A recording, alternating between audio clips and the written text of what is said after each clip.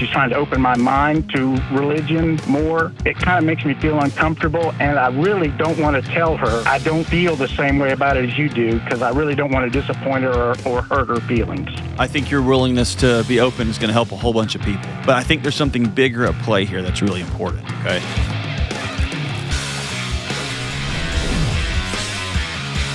What up? What's going on? This is John with the Dr. John Delony Show. I'm so grateful that you're with us, talking about your mental and emotional health. Talking about your relationships, your marriages, who you're dating, your kids, all of it. For the last 2+ decades, I've been sitting with hurting people trying to figure out what's the next right move. And I'd love to have you on this show. If you want to be on the show, it's real people going through real challenges. Go to johndelony.com. It's DELONY. Go to johndelony.com/ask, A-S-K, and fill out the little form, and it will shoot I don't know how it does it. The internet people figured out a way. It sends Kelly an email and Taylor an email, and they'll work it through and holla back girl at you. Or you can give me a buzz at 1-844-693-3291, and you can leave a message, and we'll get back to you. Love to have you on the show. Let's go out to Mark in Greensboro, North Carolina. What's up, Mark? I'll get right to it. Let me preface my question by saying I love my wife and I. We've been married for 10 years. I love her just as much now as I ever did. Matter of fact, I tell people I won the wife lottery when I met this woman. Gross, Mark. I know. We've been married 10 years. We're both in our mid-50s. She is 56. I'm 53. Okay. My question is, we differ on religion. I don't really like to bring it up with her. I guess I don't want to disappoint her with how I feel about religion. I don't use religion as much in my everyday life as she does. Okay. And I wouldn't say she tries to force her religion on me. She tries to, I guess, in her mind, she's trying to open my mind to religion more. And it kind of makes me feel uncomfortable. And I really don't want to tell her that, I don't feel the same way about it as you do, because I really don't want to disappoint her or hurt her feelings. Man, thanks for the call, dude. I think your willingness to be open is going to help a whole bunch of people. Because, A, you're not alone when it comes to the religion conversation, but I think there's something bigger at play here that's really important, okay? And that is, you have this person who you love. In fact, you love talking about how much you love her. Exactly. And you somehow have gotten the wires crossed in your mind that is telling the truth and being fully present with her is somehow going to lessen her or hurt her. Right. Well, I grew up, I grew up as a part-time Catholic, Easter and Christmas. Sure. My father, he basically went just to socialize, basically. She grew up in a Pentecostal holiness, if that'll tell you anything. Yeah. So, yeah, she was, jumped down the aisle, speaking in tongues, the whole 9 yards. And, we just don't see eye to eye on that stuff. And, she'll start asking me questions about my faith, or like getting baptized, or have I, brought God in my life? Have I made Jesus my, savior? Mm-hmm. And I don't know how to answer that. And she'll quiz me sometimes on theology, I guess. And it just kind of makes me feel uncomfortable. And I really don't know how to tell her, babe, this isn't, I guess I go along to get along right now. Yeah. If that makes any sense. Yeah. There's an old saying in counseling that is conflict deferred is conflict amplified. Mm-hmm. So here's what's coming. Here's what's coming for you. You're going to keep getting along to get along, going along to get along. And one day she's going to get the wrong kind of bananas. And you are going to punch a hole through the cabinet, and it's going to because it's going to have built up so much. Right. So my question for you is this. What's another thing you're kind of, you just don't talk to her about? Well, music. Okay. We have different, she listens to K-Love all the time. Okay. And, no offense to the listeners out there, I think K-Love music is rather cheesy. Who do you listen to? Who do you love? Oh, I'm a child of the '80s, man. Iron Maiden, the Ramones. I would hug you if you were sitting here right now. So. Well, truth be told, I was watching one of your episodes the other day, and I saw the Monsters of Metal album behind you. I was like, I had that exact album. Because you're awesome. That's right. What's another thing you don't tell her? I have to vet movies for her. Okay. She gets real uncomfortable with sex scenes, nudity, profanity. Okay. What's another thing you don't tell her? Gosh, we're pretty open about everything, honestly. We really are. That was amazing. We're pretty open about everything except for entertainment, values, faith, and eternity. Yeah. Right? Okay, so here's my bigger thing is this. Secrets will kill you and will kill a marriage. Right. Yeah, and I really don't want any secrets with her. I really don't. I know, and so that's why I'm so grateful that you're calling. And religion is such a third rail topic, and that's why I was pointing at other things. Because here's what's underneath your marriage. Let me say this. I'm guessing. Okay, I'm taking a wild guess. I remember having some theological conversations with a buddy one time, and my theological stances on some things. I find myself. I find myself all over the place. As my good friend Brent Bailey calls it, like I feel like an odd man out sometimes. And I remember having a debate and going back and forth, and it was getting kind of heated. And then this guy, he's so awesome, man. He came back a couple of days later, and he said, "Hey, I need you to know something. I think you're real smart, and I like debating this stuff. And just know my passion comes from I'm worried for your soul's eternity." And here's the thing. He wasn't playing. Right. And I gave him a hug. Here's why. If a piano was falling out of a window, and I looked at him and said, "I don't believe that. I don't think that piano's actually falling," I would hope he would love me enough to try his best to shove me out of the way with two hands to save my life. And when he told me that he was coming from that position, it recentered everything, because it wasn't for him just about who's right and who's wrong and what's this interpretation and like what's this, theological. It wasn't about that. He was telling me, "Hey, dude, I love you now and I love you into the future. And the way I see this is, man, you might be making some choices and have some thoughts on some things that may cost you your eternity."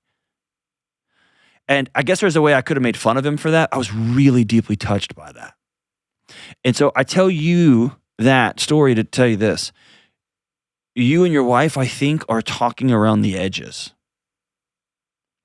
And I would love for you to sit down and say, "Hey, I love you. And I've been keeping some things secret from you because I don't want to hurt your feelings. But I also think that by trying not to hurt your feelings, I'm actually dishonoring you. I'm just not being honest." And so you asked me about my relationship with Jesus. You asked me about this. You asked me about going to church. What are you really asking me? What are you scared about? What are you worried about? And let her talk from there. Because if she's going to bed every night, grasping her pillow tight, like just holding it so tight and saying, "Dear God, please don't let the man I love die and burn in hell forever," because that's how she happens to see theology. Man, that's a different conversation than she's just bugging you about going to church. I'm guessing that she's not just nagging you to try to control you. No, I don't feel she is. I think she wants me to live with her eternally. There you go. And she does, I guess she does fear for my quote unquote mortal soul. Okay. That conversation is way more important to me than I can't believe you're saying bad words. And have you even, like, those conversations are all right, whatever. Yeah. The one about, "Hey, I see a truck coming right at you and I'm trying to drag you out of the way of it." Right. That to me is her trying to love you as much as possible. I know I can't, I feel the love when she tells me this stuff. Yeah.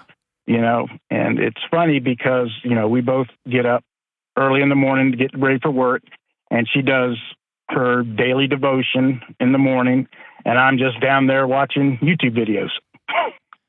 Well, that will send you to hell, Mark. I'm not going to lie. I know. Yeah, that will make your brain turn to goo with gas britches on. There you go. But I think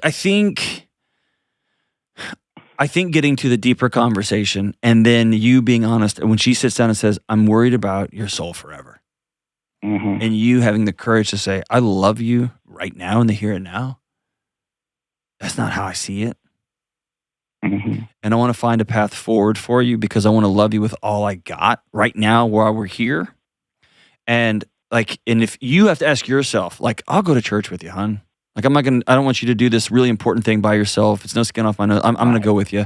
That's cool. It's an important thing that you really love. I'll do that with you. I'll go to your Bible study. I'm not going to get up every single day and do X, Y, and Z.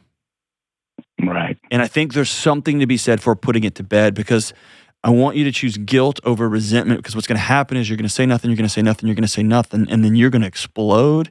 And I don't think that's going to be fair for her. Or you're going to explode internally. It's going to kill you, and that won't have been fair to her either. Exactly. Right? No, I want to be around as long as I possibly can with her. Yeah. And she's going to say, well, then why don't you just go get baptized so you can be with me forever? And you'd be like, all right. Right. So, but you get to articulate that. But I think setting the conversation up, and maybe it's as easy as saying, honey, we're going to go to dinner and we're going to talk about Jesus tonight. And she might light up like a Christmas tree and be like, not like that. Right? Oh, yeah, she would love it. I know. But I want you to get beneath the what do you think about this and why haven't you done this? And I don't want you to say that. And then when it comes to the art stuff, when it comes to movies, it comes to music, I've learned in my house, my wife loves bluegrass. I like loud, wild music. And we have together found the Avett Brothers. We have together found Andrew Peterson. We have together found Frank Turner. We found some of these, which is funny. One of those is a very Christian artist. One of those is an atheist artist. And one of those is what I would call very, very spiritual guys. But they are maniacal, thoughtful, brilliant, and kind of bluegrassy, and kind of punk rock, and kind of all of it all together. So we have found some common ground. We've worked hard at it. And my wife is going to a play this weekend by herself. It just wasn't my jam. I'm taking my son to a rock and roll show he does not want to go to. And I'm making him you have to go to this thing with me. And so we do some things on our own like that. And we don't hold that against each other because it's not a matter of I don't love you. And dude, I go to country music concerts with her sometimes because she's my friend and I like hanging out with my friend. Right. And man, I'll tell you what, the few times she's gone to punk rock mosh pit shows with me and she gets up against the wall, I've looked over and dude, she is smiling ear to ear. Oh. Right? But not because of the music, not because she suddenly feels super safe with a bunch of maniacal morons crashing into each other, but she sees how much fun her great friend and husband is having. Right. And it's a matter of you get what I'm saying? There's a service orientation to this. And it's not all the time, and it's not forever. And I don't ask her all the time, and I don't ask her forever. It's this, no, that's good. I'm in on this one. I'm in on this one. And again, those are on the periphery. When it comes to rest of your life stuff, when it comes to religion, when it comes to, I want you to believe what I believe because I want you to believe what I believe because of power, or I want you to believe what I believe because I'm worried about what happens to you for the next millennia. Those are two different conversations, man. And one of those is whatever, dude. And one of those is, thank you for loving me so much. That's not how I see it. And let's make peace where reality is, not in all these proxy wars about what we're dressing and what we're doing. And then I want you to be as graceful as possible with what's really true. Can you go to church with her? Because if you can, that's awesome. You don't have to buy everything the preacher's saying, but if you, man, what a gift, right? And if it's a core violation, put that on the table. Put that on the table.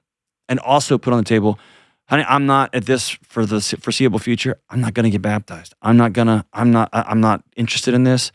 So you bringing it up all the time isn't helping, but I would love to go to church with you. Can I just start there? Can we do that? And so, man, thanks for the call. It's an honor to talk to you, man, because I know that you love your wife and I know that you also want to stay true to yourself. And most of us in our 40s and 50s and 60s were taught that the way you honor somebody is to bury yourself. And I don't think that's true. I think the way we honor people, especially that we're married to, is we show up our full self, but we are careful and cognizant and honoring and respectful enough to show our full self in a way that can be seen and heard. And she gets a right to grieve. She wants to see you in eternity, and you're telling her, I don't think I'm going to be there. I don't even think eternity is real. And I think she gets to grieve that. And then you'll get to make choices about what your marriage looks like every single morning. By the way, stop starting your morning on YouTube, dude. Unless you're watching this show, hit subscribe button. Please hit subscribe and like and all those things. Stop. Go outside. Go for a walk. Or just sit by your wife and read. I want you to rot your brain. Thanks for the call. We'll be right back. All right, it's time to talk about Organifi. Listen, I want you to stop for a minute and just say thank you to your body. Our bodies do so much for us. They move us around, they care for us, they work all day to try to keep us safe, they alert us to perceived dangers. Our bodies are always working for us. And if we're honest, we may not always treat our bodies very well. I'm working to get better at being a good steward of my body, and I want you to join me in honoring the only body we're ever going to have. And one great way I'm a good steward of my body is my daily use of Organifi products. I love Organifi because they're super selective about what goes into their whole food blends. And Organifi helps you be a good steward of your body by using ingredients with integrity. Organifi is plant-based, certified organic, vegan, dairy-free, soy-free, and glyphosate residue-free. And glyphosate's a pesticide. Your body will thank you for keeping away from it. It's so easy to get the benefits with Organifi. You just mix your favorite juice blend. I love Pure. I love the green juice. I love the red juice. You just mix it with water and you're off to the races. And yes, I still love my Organifi Happy Drops every day. And I've been trying out their new Better Biome gummies to help my gut health improve, and I am loving them too. Go to Organifi.com/Delony right now to save 20% at checkout with code Delony. That's Organifi, Organifi.com/Delony, and use code Delony for 20% off. All right, good folks, I want to tell you about Cozy Earth. The holidays are on us like a freight train, and these stores keep playing the little drummer boy over and over. Can we just be done with the parumpa-pum-pums? Listen, at this time of year, we need to create peaceful environments, especially a peaceful sleep environment. And I call mine my sleep sanctuary. And for me and my family, a big part of our sleep sanctuary includes bedding and bath linens and comfortable clothes from Cozy Earth. Listen, y'all know I love the sheets and I love the bath towels and all the good stuff there. But you don't know that Cozy Earth has amazing hoodies and crew neck t-shirts. They're called Cityscape hoodies and crew necks, and they come in men's and women's and kid sizes.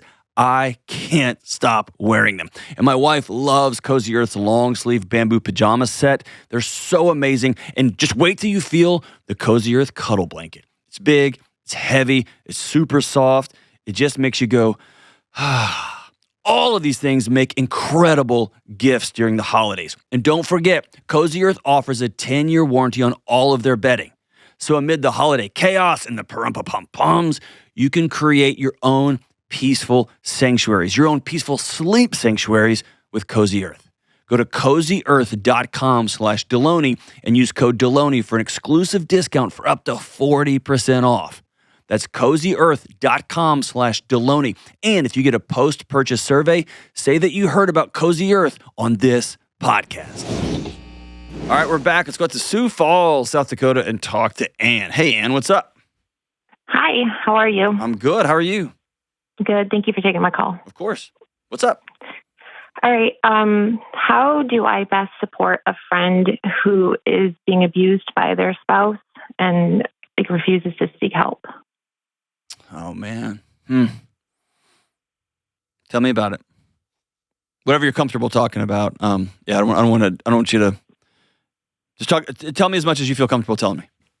Okay. It's been going on for over a year, and for a really long time, she didn't want to tell me what was going on. But it's a good friend of mine, so obviously I knew something was up. Phone conversation stopped, text stopped, everything like that. And so just in the way I am, I asked specific questions and got to the bottom of it. And I guess probably physical abuse is happening over a year now, but there's been abuse in this relationship the whole time, Yeah. It's just kicked up. But I just don't know how to continue to hear all of this, give advice, and then have nothing happen with the advice that I give. And I understand that I can't make somebody do something. It's almost now affecting me. Oh, kind of sounds it selfish, absolutely is. Yeah. So I just don't know what to do. I don't know if I stop talking to her because it's so weighing on me every day. Yeah. But then I don't want to leave her, obviously, right? Yeah. But I just don't know what to do. And I'm pretty good with compartmentalizing. My husband and I are in ministry. We hear a lot of stories, but it hits different when it's somebody that you love. Yeah. I'm going to give you two paths here, okay? Okay. Path one is the path that I take, and I'm not saying that it's right. I'm saying I've just heard so many of these stories over the years that I had to come to a place where I've got to be able to sleep at night. Mm-hmm. And I'm willing to cash out a friendship to keep people safe. Okay. And so, but then I'm going to give you another alternative that may be more feasible for most people, okay? Mm-hmm. The two things that I've got no quarter for, and what I mean by no quarter is that are stop the presses for me is if somebody is in physical danger Mm-hmm. or somebody is considering dying by suicide. Right. Everything stops. Mm-hmm. And if I've got a friend in your situation that consistently says, yeah, I got hit again last night, I got beat up again last night, there comes a moment when I sit down and I say, if you call me and tell me about getting hit again, my next thing is I'm hanging up the phone, I'm calling 911 because I can't stand by and watch this. Mm-hmm. And there's just a period at the end of that sentence. You wouldn't do that. You swore you wouldn't tell. I don't care what I swore. I don't care what I promised. I would rather you be safe and alive and hate me than have this happen again. Mm-hmm. And honestly, that is just how I've made peace with it. And there's probably, quite honestly, a few people in my life who have no longer tell me things because they know how I'm going to respond. Right. But I also think that there are people in my life who tell me things that they wouldn't otherwise because the thought of when you're abused, physically abused, it takes so much of your soul. Mm-hmm. I mean, your body, it just does different things physiologically. Yeah. And so the thought that I can see past this ending, your body isn't able to see down the road like that. Your body's just trying to survive. Right. Right? So it can't see what freedom looks like and what 2 years after an awful, messy divorce and court records and somebody going to jail or somebody going to court and not going to jail, even worse, right? Which happens a lot in domestic abuse. Mm-hmm. They can't see on the other side of it 2 years from now being able to walk into their own home for the first time in years and just exhale and feel safe. Yeah. Right? So I know that enough about you to say I'm willing to push this domino to knock the whole thing over because I can't stand by and help. Mm-hmm. So that's me, okay? Mm-hmm. I think a broader conversation about boundaries is sitting down with coffee or sitting down and having an in-person conversation saying, I can't continue to show up to these meetings and have you getting beat up and beat up and beat up. And you saying you don't mean to do anything. I can't carry that anymore. Right. Either I will go first and I will walk through hell with you, or I'm going to ask you to stop bringing this cinder block and asking me to carry it for you, but you're not willing to set it down. Mm-hmm. And I think what you're trying to do is to both love your friend and keep your friend safe and hold the outcome, and you rarely can do all three of those things. Right, right. What has your conversations been like so far? I mean, I'm a plan person, so I've usually set up like, okay, well, these are the steps we should take. Let's set aside money. Let's have a to-go bag. Let's have a safe place to go. Like those kind of things, ways to get away, stuff like that. And I just think that I think that I think she's scared of the change, right? Like, because even if she's in it and it's awful, sometimes we stay in stuff because it's normal. Yeah. And so the idea of the change is probably what's scaring her. But like, I think that's probably what bothers me the most. I'm good with boundaries. Like I'm a Henry Cloud kind of person. I am good with boundaries. Yeah. I have this figured out in my day-to-day life. But this one is just like, usually if I give advice and it just keeps, falling on deaf ears, I walk away. But like her life, I'm worried about her life. And I think go back to the reason we give advice. Why do we give advice? Because we want to give somebody a path out. Yeah. We want somebody to be better off after interacting with us than before. Mm-hmm. And if advice isn't that path, then I'm going to jump over the advice path and I'm going to call the authorities because my friend's getting beat to death in their own house. Yeah. Right. And here's another thing. I said often people who are in being physically abused, it's hard to get out of that mindset and to look down the road. Mm-hmm. That's not always true. I remember a harrowing conversation with a woman once. And I was just being flippant, like, you need to leave. Mm-hmm. And I'll never forget. She looked at me and said, and then what? Mm-hmm. I can't eat. I don't have a place to go. Like it just rattled off. And it was like, oh man, she had done the calculations in her mind. Yeah. And she's economically trapped. Or she may go, but she's going to leave behind a 6-year-old and she'd rather get hit than the 6-year-old get hit. Right. Like she had done the long-term calculations and there wasn't a good plan. That's where I think, man, your role as a minister of a local church, have a fund of $2,500 set aside for somebody. Mm-hmm. That they come to you and you're like, I got you. I'm ready to sign the lease right now on a 3-month apartment for you. Are you in? And we'll send 6 men over there to get you moved today. Like that to me is, I don't know. It's. I think the long term, you've got some choices to make and some hard decisions to make down the road is great. But when somebody's in the middle of something, it's not time for swimming lessons. It's time to get them out of the water. You get what I'm saying? Right. Yeah. Yeah. But man, if that's a place where you can pull a trigger, or if that's a place where you and your husband can say, "Hey, we've got your to-go cash. Mm-hmm. We're gonna put this on the table. We got a 1-bedroom apartment for you, or we got a spot in our garage apartment." Like I don't know what that looks like, but right. I think it's taking some of those variables away. But I do think at the end of the day. I mean, that's been the majority of my life, people coming in and sitting down and saying, I've got this awful thing happening to me or going on in my life. And I say, okay, I'm ready if you are. And they're like, well, I don't want to change anything.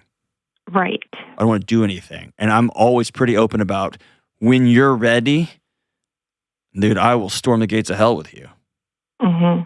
Except on those two things, dying by suicide or physical violence. And then I'm just going to start going myself. Okay. And I think that probably is not the best solution all the time. Yeah. But I'm never, ever again going to have in my life not having made a call. Right? Yeah. Because I've been on the other side of that. I'm just not doing that again. Yeah. So what's your next move? I'm interested in what your next move is. Well, I'm putting a little bit of distance because just I know that physically it's raising my heart rate. It's really been a lot for me, and so I'm trying to just put a little bit of distance between us for a little while, just like a week or two break. And probably I probably will say at some point, like I'm going to have to call somebody. I'm going to have to call the police if I hear about this anymore. And then there's the other side of me that, like, the times when she's like, well, it's getting a little better. And by nature, I'm a cynic. And I'm like, okay, well, people like that don't just get better. It's not like you're just, like, reading a Bible verse and the next day I'm not going to beat my wife anymore. Like, exactly. I want to be like, no, there, like, needs to be some work done here before it's going to get better. That's right. But... Is this man... like your close friends, does this man have do y'all have peripheral men that are connected to this dude? Not that we have in common. Okay. So it's not like you and her and several other girlfriends are friends and your husband and him and several other dudes are friends? No. Mm-mm. Okay. All right. Because that's the other way. I remember, this is a peripheral story. I just remember this is probably 15 years ago now, maybe a little bit longer. But I made a joke. I just moved to a new town and a new group of men, and we were having like a get together, and we were all kind of laughing. And my wife hadn't moved yet, and we were going around the room like, "Hey, what does everybody need?" And kind of taking prayer requests and just kind of getting to know each other. And I was the new guy, and I was like, "Does anybody know like where the dating spots are?" And we all kind of laughed. And I was happily married and all that. And a guy who's become one of my closest friends in the world, his name's Kevin. He said, "Hey, you don't know us that well, so just to clear the air."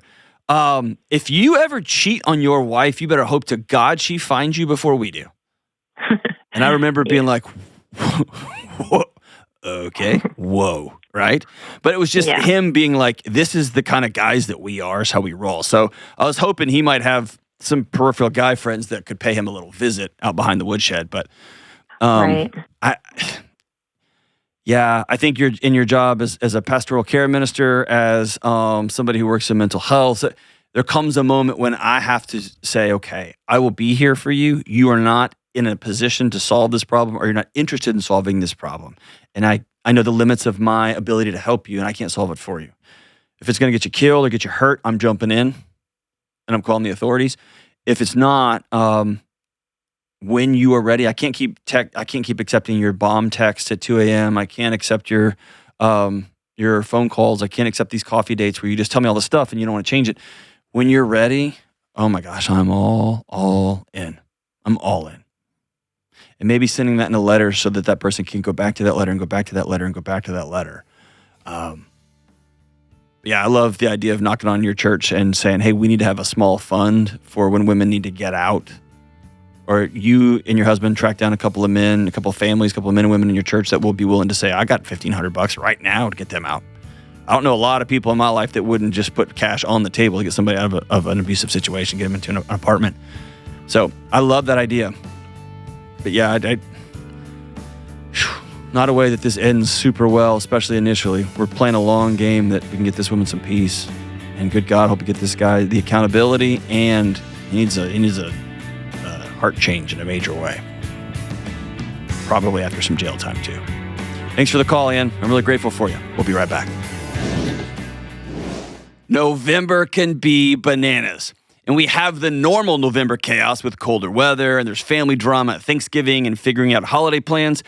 And with the recent election, well, no matter what you think about any of this mess, we all need an extra helping of peace. And one of the easiest ways to find and maintain peace is with the help of Hallow, the #1 prayer and meditation app in the world. With so many external things trying to divide us or capture our attention or just make us bananas, Hallow is there to help you and me keep grounded, to stay present, and to focus on our faith in God. I use Hallow every day, and I absolutely love it. Hallow has thousands of prayers, songs, and meditations to guide you along the path of gratitude, to help you keep peace, and to help you answer hard questions, and to help you grow closer to God. And I want you to watch for an upcoming Advent Pray 25 challenge that will make the countdown to Christmas truly special. Download the Hallow app and go to hallow.com/Delony to get 3 free months. That's 3 free months of the Hallow app totally free at Hallow, HALLOW.com/Delony. All right, let's go out to Grand Rapids, Michigan and talk to David. Hey, David, what's up, man? How you doing? I'm all right, brother. All right, so here's the question. How is it that I save my best friend from a toxic relationship when he will not, and I repeat, will not listen to anybody about it? You don't, man. I hate that for you. Yeah, I mean, I know he sees it. There was a couple things that, he could let go. I could even let go, being his best friend and being like the one that is most protective of him. But I mean, it just, some of the things that are being pulled here, I am flabbergasted that he hasn't pumped the brakes or stopped it already. And he seems to be even endearing of the fact that she's been doing all these things for him. And I'm just, How long have y'all been friends, man? understanding. How long have y'all been friends? Over a year now. Okay. And I know that kind of sounds like a short time, but it was just one of those things where we met at a bar, like through a mutual friend of ours, and he's like, hey, you got to meet this guy. And we met, and it's just like, this guy's going to be the best man at my wedding. And it's been like that and on that trajectory ever since. So the real work you have to do, and I hate to tell you this, man, I don't know any guy who's not been right where you are. The real work you have to do ahead of you, unfortunately, and it's going to sound cheesy, is grieving the fact that you're probably going to have to get a new best man. Because this guy is not who you thought he was. And I think the frustration is probably twofold. Number one, you're just like, dude, any guy in this kind of situation, you're the kind of guy who wants to go like, bro, get out, like, right, you're drowning, get out, I'm gonna throw you a life raft. And so that's the kind of guy you are, number one. But number two, like, not to be weird, but you made plans with this dude. Making friends after college, making friends as an adult, especially for guys, it's impossible. And you found one, dude. You met a dude at a bar, and you're like, bro, let's ride or die. And there's that exhale, like, dude, you're not going to be by me at my wedding. Because what he's telling you is, dude, I don't want your advice. I don't want your wisdom. I'm going to make my own grown-up choices, and I'm going to be with this person. It's not even that he doesn't want it. He's so thankful that I care this much, and I've seen, he's even admitted, like, dude, that's why we're brothers. Like, you care about me this much. You're this protective over me. I mean, I can't, like, even coming into the relationship for him is just like, girl already has baggage. Like, I mean, she's got 2 kids and she's only 22 years old. And But everybody comes with baggage, though. I mean, that doesn't bother me. It's you're watching her be of a person that's killing your friend, right? That particular baggage that she has, he can't carry, and she's hitting him with it or whatever. I mean, I don't want to ruin the analogy, but you get what I'm saying? Yeah, no, I totally understand what you're saying. It's just, I could look past that. Like, that's one of the things I could look past. I could look past the fact that she has 2 kids. I could look past the fact that she dropped everything, quit her job, moved out of her place, and started living with him and got a job of where he's working at now. But what I can't forgive is the fact that she gave up most of her rights to those 2 kids that she apparently loves to the baby daddy who is allegedly abusive. I haven't heard anything. I haven't seen anything like that, but I've heard a lot of rumors swirling. Like, that's what she claims. I mean, I don't know if I automatically believe her. I don't know anything about that, but for her to leave her 2 kids with him 99% of the time and give up most of her rights to be with my friend, I mean, yeah, but you're missing the whole other side of it, dude. Your friend met some new girl and instantly invited her in to come live with him. Your friend went and found her a job where he works. Your friend likes having her around without those 2 kids around. So you're pegging all this on her, but your brother, dude, in arms, your buddy, is equal participant in this thing. Well, he should know better. I know, but what I'm saying is, I can't get to the source of your anger, because we're just watching 2 adults make 2 dumb decisions over and over and over again. But they never invited you in and said, "Hey, what should we do here? What's the next right move?" And I can't tell if you're angry because you feel powerless in the situation, or you're watching a slow motion train wreck. Where's the source of your? There's an old saying. I finally sat down and confronted my anger. And she introduced herself as grief. Like, is that what it is? You're just bummed? Like, what is it? I guess I'm mad because Is it one of those things where one of your buddies, it happens to all of us, they start dating somebody and they just disappear off the face of the earth, and they used to go to the bar and they used to go to the game, and used to watch the fights, and now they're just with her? There's that weird jealousy thing going. Like, what is it? Okay, well, I guess it's a mixture of all. I mean, this dude, like, I mean, you got to understand, like, he is the most, electric human being you've ever met. It's just, dude. It's like everything is going to turn out way better than you can possibly imagine. Constantly has a smile on his face. And he came at a point in time in my life where I couldn't have needed someone more like that. And he has been there for me through everything, and it goes both ways. And now he has this girl, and he never doesn't have a girl. Like, that isn't his problem. Like, it's not like he's desperate. He has a girl on the line every other week. And then he finds this girl, and, she seems nice and all that. And now I'm starting to kind of learn about her. And I'm just like, what are you doing, man? Like, you are so close to stepping off a cliff here and, like, being trapped in this relationship. I mean, maybe that's what he wants. I don't know. But what I am seeing is that he's distant. I don't think if I called him and chased after him, he wouldn't chase after me, or he wouldn't call me at all. I know. Yeah, I guess it's a little bit mix of jealousy. It's a powerlessness, dude. Here's the thing. You clearly, non-romantically, but like in an important way, you love this guy and you care about this guy and you wish well for him. And he doesn't want your input on this one. He didn't care. He didn't care what kind of character she has. He doesn't care about any of that stuff. He doesn't care what you say. And he's going to tell you the right things because that's who he is. In your words, he's electric. He's a smiler. He brings people together. When you're like, dude, what are you doing? He's like, man, I'm so glad you're my bro. Thanks for being honest with me. And then he goes right back and gets her a job where he works so he can be with her more. Behavior's a language. He's clearly telling you, I don't care what you have to say. I don't care what you think about this. And so the questions, the what's next does not involve him. It doesn't involve her. The what's next, dude, involves you. Are you going to tell him, hey, man, I'm your friend. I would love to be wrong. And if this thing works out, I can't wait to go to this wedding. But also, I'm pretty sure it's going to be a train wreck, and I will be here when to come help you out of the rubble.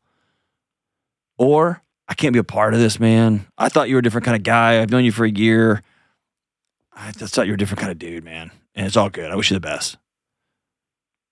But the action steps here, your initial question, how can I make him? The answer is, I don't even know what you're going to say after that. You can't.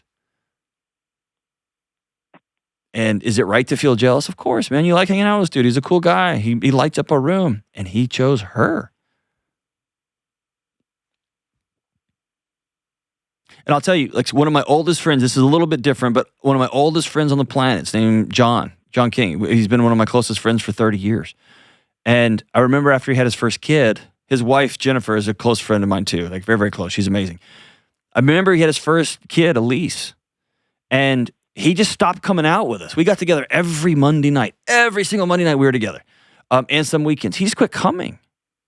And I've told Jen this, like I was like, man, his wife's the worst. As a kid, won't come out. And it wasn't until I had Hank, my son, several years later, that him and I were out just hanging out one night, out at a place having a drink and eating nachos or whatever. And I said, dude, I always thought it was Jen that wasn't letting you out. You didn't want to come out. You wanted to stay at home with your kid, not with us. And he smiled real big. And I said, why didn't you tell us? And he goes, man, you wouldn't have understood. And he was right. And so I think it's you wrapping your head around. And here's what I did. Jennifer's an amazing woman. She's awesome. She's one of my closest friends in the world. And I made up some stories about her for a couple of years, thinking that she was the problem. She wasn't. She's amazing. She probably would have loved to get John out of the house. So for you, your buddy's telling you, like, hey, man, at this moment in my life, I want to spend time with her. I don't want to hang out with you guys right now. I don't want to go to the bar. I don't want to go out to the game. I don't want to do any of that stuff. I want to be with her. And you have a choice now, which is to celebrate that and say, cool, man, I'm glad you found the good one. It's a bummer for us because we miss having you around, but I'm glad you have a good one. Or you can just be angry about it and poison the well. Do you get what I'm saying? Does it make sense? Yeah, I get what you're saying. It's a bummer, dude. I hate it for you. And can I tell you this, though? I hope that one day you walk into a room and you meet somebody and y'all text and y'all meet again and y'all have coffee and y'all have dinner. And I hope one day you meet somebody that you're like, bro, I'm not hanging out with these morons ever again. And I hope she loves you that much too. Like, I wish that for you also. And by the way, that feeling goes away and you can't wait to hang out with your buddies again at some point. But I want you to have that same, the world gets real small. I just hope she's a person of better character if this other woman is low character as you say she is. Yeah, I've been trying to come at it from all angles, and I remember having a very candid conversation with him with one of the very just really offbeat, weird night. I was just out with a couple friends of ours, and he all of a sudden kind of just showed up, and so we were kind of talking, and I'm like I'm kind of telling him, like, dude, like, this is bad. Like, I don't know if you see it. Like, he's like, yeah, no, like. And this was before we learned about, like, her moving in and, you know, the kids and the job and all that. Like, and I was still kind of like, you know, man, like, this is not looking so good. Like, you know, just from an outside perspective. And he's like, dude, just kind of give her a chance. Like, and I'm like, you know what? Maybe you're right. Maybe I've been too harsh. I'm going to give her a chance. Like, genuinely, I will try to give her a chance. Like, I'm going to get to know her. And then, you know, I learn about all this stuff, and, like, I could let most of it go, but it really comes kind of down to the kids for me, man. Like, giving up your maternal rights to your kids to a baby daddy who's abusive, it makes me think, well, if she's not going to be loyal to her kids, what makes you think she's going to be loyal to you if the chips are down? I would just promise you don't have that full story there. Like, there's so much, I promise you there's more to that story than what she says or what it is. Like, there's more to it than that. And that's just a lot. If you know of kids getting abused, I mean, you better start ringing every alarm you got. Call everybody, bang every door. Like, we're going to protect those kids. It sounds like you're just hurt, man. You're mad. And we're gonna scan the environment for one thing that we can latch onto. And it's like, oh, she sucked as a mom. Let's latch onto that one. Man, I'd let go of that until you have some pretty definitive proof. Because again, forget her for a second. What does that say about your buddy? If he knows, yeah, those kids are being abused, but she's going to come hang out with me, that says a lot about his character. And I don't want to hang out with men who would be with people like that, right? So that, like, even your argument goes downstream to your buddy there. But I think I can almost guarantee there's more to that story and pieces and this and my own investigation. I would set that stuff down and I would just spend some time being sad. I miss my buddy. And I'm going to go on and do the next right thing, man. And I will tell everybody who is friends with somebody, who loves somebody, who's dating somebody they don't like, say your piece. Always say your piece. It's fine. But I want to encourage everybody to be careful because the chance they get married is strong. And they're always going to know that you told me you hated this person or you told me that this person's a bad person. And that will make a relationship awkward forever. I much prefer the conversation like, man, I'm not seeing it with this one. Talk me through it. Tell me about her. Which is different than, can you believe that that's a totally different conversation. Once you go that route, you are drawing a line. And man, you're free to draw lines, brother, but it sounds to me like you're just sad and you miss your buddy. And I'm with you. We've all been there. We've all been there. But I would set it down. Be sad about missing your friend. If he's found the one for him for right now, I'd cheer him on. And I'd go on about it. I hate it for you, brother. Thanks for the call, though. We'll be right back. Fall is here, everybody, and that means no, not pumpkin spice. Please, no more pumpkin spice. It means that I get to spend every waking moment in my flannel and soft denim shirts from Poncho, the world's best performance shirts for men. All Poncho shirts are great, and their flannels and soft denims kind of remind me of when I was younger and I wanted to be in Soundgarden and Pearl Jam. But listen, the real reason I love Poncho flannels is because they're soft, yet incredibly durable and incredibly comfortable. They have a little bit of stretch, so they move with you, not against you, and they dry quickly. And they have slim and regular fits for different body types, and you can wear these shirts for outdoor adventures, outdoor work, and off to dinner with your wife or to the concert with your friends. Poncho shirts will make amazing gifts for the men in your family this holiday season. Head to ponchooutdoors.com and check out all of their styles. Enter code Delony at checkout to get a free t-shirt or a hat with any purchase of a button-down shirt. Go to ponchooutdoors.com and use code Delony. All right, we're back with something cool that happened / am I the problem? Yes, this is kind of a combo. So I'll read the cool crap that happened part first. This is from Kathleen in Atlanta. She said, I heard you tell a caller who was lonely that he should just invite people over. You told him that it might be awkward and nobody might show, but to keep trying. I invited some fellow stay-at-home moms to start hanging out while the kids were at school. I had a brunch at my house and 10 people came over. It was so fun. And then I should also say that only 2 people came the next time. Boo to your brunch. Just kidding. But now that school has started back up again, I'm inviting those ladies out to lunch next week. So fingers crossed, I'm going to keep trying. Good for you. Hey, there's nothing harder than keep trying. Right. I would have been a gut punch to only have 2 come back. And you have to really work hard to be like, it's not about me, it's about them. Maybe they didn't like each other. Maybe they got a bunch of stuff going, who knows? But those 2 are the 2 that needed to be there. Correct. 100%. But sometimes one of the 2 that decides to keep going is the worst. All right, keep going. Okay, so what's the other side? And then she said, also, am I the problem? Not about that. This is a totally different issue. So, no, she's not the problem in that. Good for you. So, Escape, the Pina Colada song by Rupert Holmes, is my personal little drummer boy.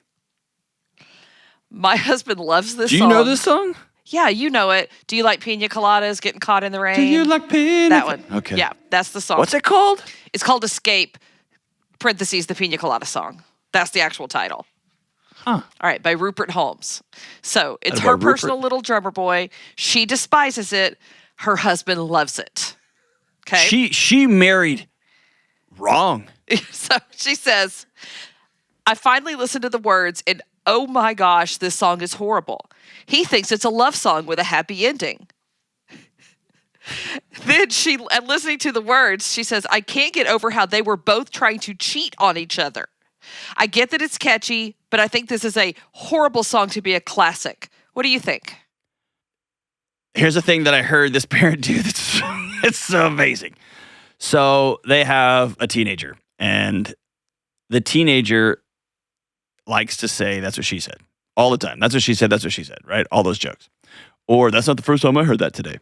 So this parent decided, actually both parents decided, that whenever this teenager says that's what she said, they explain in graphic detail what that actually means, right? So if it's that's what she said, then there's a deep explanation, no pun intended, an explanation on, oh, you mean, and it really graphic with the body parts and how the body parts all work together. And the teenager, I was they told me the teenager's screaming right around the house, no, stop, right? So I think this is instructive in this situation.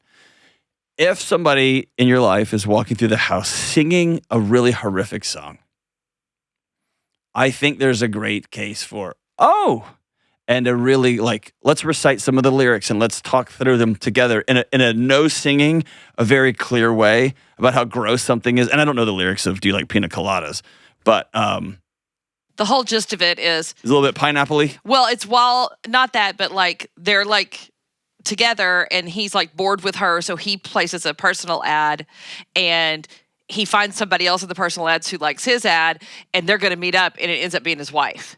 So they were both placing personal ads, and then it's I didn't know you like this. Oh, that's funny. Ha, ha, ha. And now we're in love again. That's the whole gist of the song. So they were both trying to cheat on the other. That song's ruined. But maybe it would be a funny thing when your husband's singing this song, to be oh, hey, real quick, hold on. Hey, I'm putting this ad out on Tinder about people I would like to cheat on, and will you go over it with me? Because it's awesome. And maybe if you put your ad out on Tinder, but here's what I'm thinking: looking for a man who and obviously be silly about it, but I don't know. I get swept away sometimes. I'm singing some songs, and my wife will turn on the radio and be like, "Are you for real right now?" And I'll be like, "Oh, that's a terrible song." Anyway, I do that with pretty much of the 90s hip hop and rap I listen to that are so horrible about women, and I'm singing them at the top of my lungs. Oh, I remember I went to the Guns N' Roses reunion show. Song 1.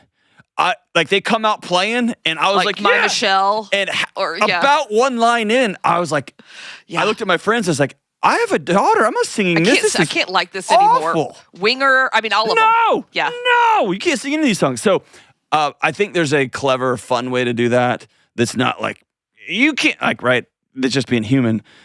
But also, if he has to sing the song, just turn it off. No, in case you're asking, you are not the problem.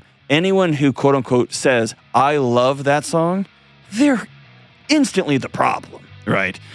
It's really is, how do you want to address it? Do you want to address it with humor and snarky, or do you just want to turn the radio off, or do you want to walk out of the room? Like, you get to decide how you want to blow up that situation. I prefer a little bit snarky when it's not the end of the world. That's just me. Kelly, though, it's a whole other story. Love you guys. Stay in school. Bye.